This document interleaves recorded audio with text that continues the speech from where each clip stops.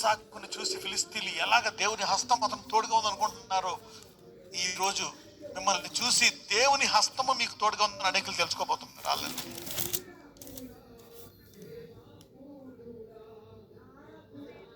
many people will see the mighty hand of God on your life, not ordinary hand, the mighty hand.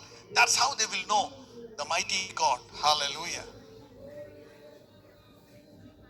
You see that? No rain, no wind, and the valley shall be filled with water. మనం ఎంత పోల్చుకుంటాం? ఎవరైనా ఇబ్బంది పెడితే మనం వాళ్ళు తిడతా ఉంటాం, వాళ్ళలాగా వీళ్ళు ఎలా చేశారు, వాళ్ళు ఎలా చేశారు, వీళ్ళు చేశారు, చేయని అందరూ చేయని. అయినా దేవుడు వాళ్ళందరూ ఎత్తుకుపోయిన దానికంటే 7 రెట్లు ఎక్కువ దేవుడు నాకు ఇవ్వబోతున్నాడు. హల్లెలూయా. God can do that. He's a restorer. నేను ఎప్పుడు చెప్తా ఉంటాను, God is not only a creator, He is also a restorer. Not restorer, great restorer. Hallelujah.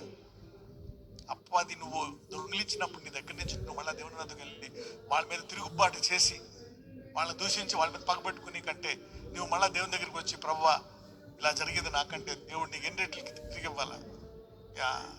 యోబుకి 2 రెట్లు ఇచ్చాడు, 2 రెట్లు.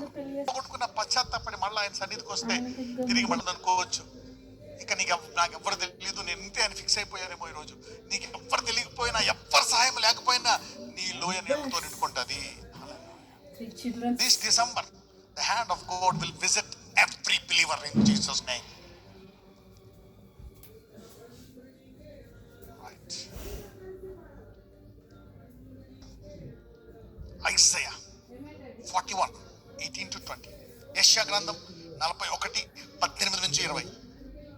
జనులు చూచి యెహోవా హస్తము ఈ కార్యము చేసిననియు, ఇశ్రాయేలు పరిశుద్ధ దేవుడు దీనికి కలుగజేసిననియు తెలుసుకుని మనస్కరించి స్పష్టంగా గ్రహించినట్లు. చూసారా, జనులు చూచి యెహోవా హస్తము ఈ కార్యము చేసిననియు, ఇశ్రాయేలు పరిశుద్ధ దేవుడు దీన్ని కలుగజేసిననియు తెలుసుకొని నమస్కరించి స్పష్టంగా గ్రహించాలంట. అయితే ఏం జరగాల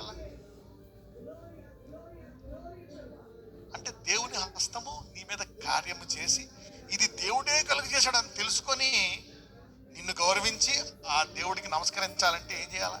చూద్దాం ఏం చేయాలి. చెట్లు లేని మెట్టల మీద నేను నదులను పారాజేసేదను, లోయల మధ్యను ఊటలను ఉపకచేసేదను.